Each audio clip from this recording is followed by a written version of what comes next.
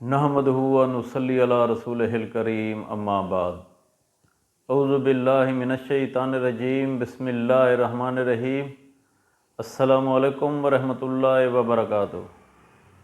آج ہم بات کریں گے کہ خواب میں ساس کو دیکھنا کیسا ہے۔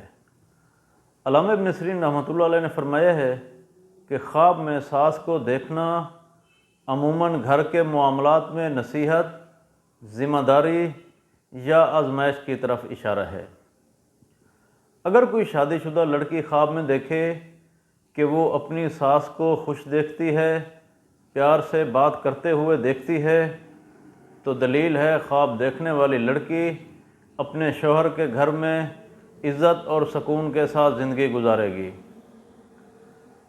اگر کوئی لڑکی خواب میں دیکھے کہ وہ اپنی ساس کو ناراض دیکھتی ہے، جھگڑتے ہوئے دیکھتی ہے، تو دلیل ہے یہ وقتی غلط فہمی کی طرف اشارہ کرتا ہے، گھریلو تناؤ کی طرف اشارہ ہے۔ صبر اور حکمت کے ساتھ یہ معاملات حل کیے جا سکتے ہیں۔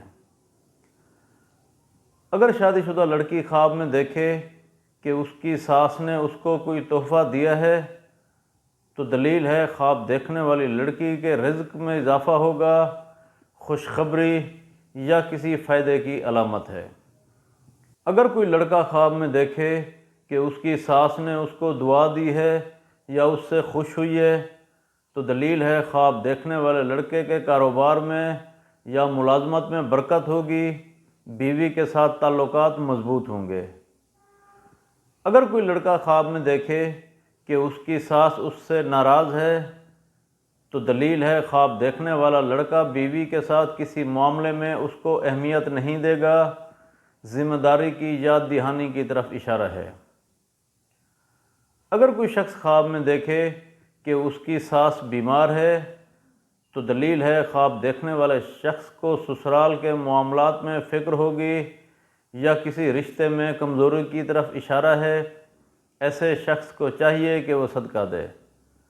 اللہ تبارک و تعالیٰ سے دعا ہے کہ اللہ تبارک و تعالیٰ ہمارے خوابوں کو ہمارے لیے باعث رحمت اور باعث برکت بنائے۔